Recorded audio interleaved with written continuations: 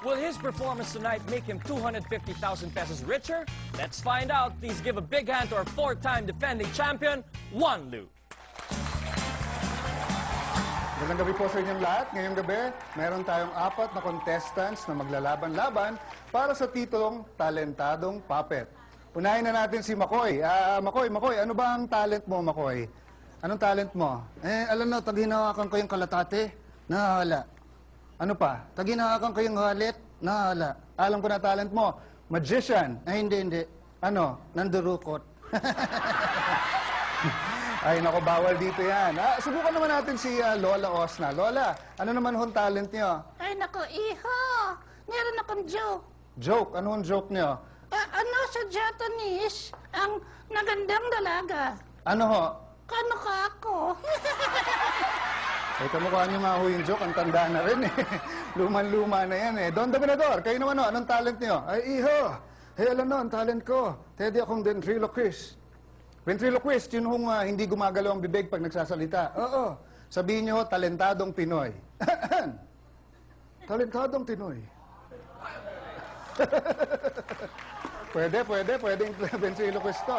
Alright, Nicola, last ka na. Anong talent mo? Tito Lu, kaya ka nag-animal sounds. Animal sounds. Sige, do the sound of a dinosaur.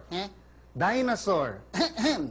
I love you, you love me, we're a happy family. Alright, yung po ang ating 4 na contestants ngayong gabi. Ako po si Ryan Agoncillo. Ang masasabi ko lang, hi, Juday. Our 4-time defending champion, Juan Lu. Dito Sir Juan Lu with all his friends now. Okay. Ay, Juan, ang galing. I saw you last week sa bahay, pinanood ko, and I'm so excited na makita nga ikaw in person. Mas magaling ka pala dito sa harap-harapan. Hindi talaga bumubuka at all ang bibig. Grabe ang husay, and I love all your friends. Grabe ang husay. Hindi ako magtataka na ikaw maging second na Hall of Famer dito sa Talentado. Thank you very much, sweet. Commander-in-Chief. Magugustuhan ka ng anak ko bilang kilala ni Nicolo si Barney. Nag-enjoy ako. Ang galing mo. Thank you very much. Mamita. This is a rare treat because itong profession na ito, wala nang masyado ngayon sa mundo. It was not like before. Congratulations. I think you're fantastic. Thank you very much, Mamita. So, Direk, what do you think?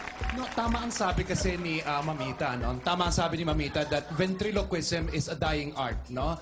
And to see somebody do it this good, hindi ka lang talentadong Pinoy, you're world-class quality. Thank you very much. Thank you very much, Direk. Fan Scouts, thank you very much. Juan Lu and all the gang, thank you very much. And the kids, maraming salamat. Now, let's call back on stage your challenger, Juan Lu. The Flair Twins. Flair Twins, ito kayo sa akin tabi. Juan Lu, ito ang inyong challenger. A master ventriloquist versus Flair tender. Sino mananalo ngayong gabi? Ang makakasagot lang yan ay ang ating jury. So jury, you may now proceed to your chambers to deliberate.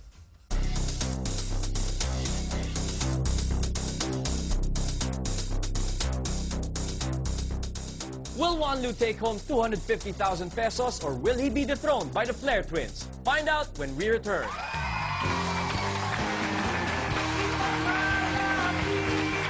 Jury again. Okay. Dito. Sa backstage. Okay. Thank you, Direk. And now we have on stage our competitors for tonight for 50,000 pesos. The Flair Twins are challengers. Assured na kayo ng 10,000 piso.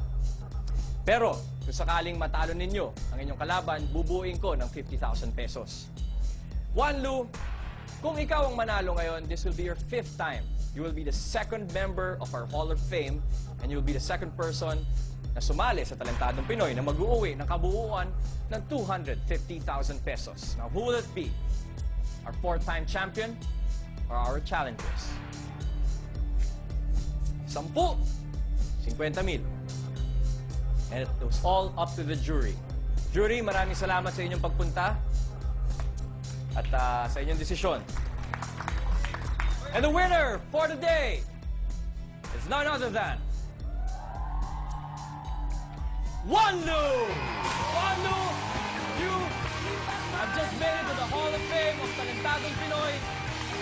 Thank you very much. Flair Twins, maraming salamat. Ito ang 10,000 piso para sa inyo, Flair Twins. Flair Twins, maraming salamat sa inyo.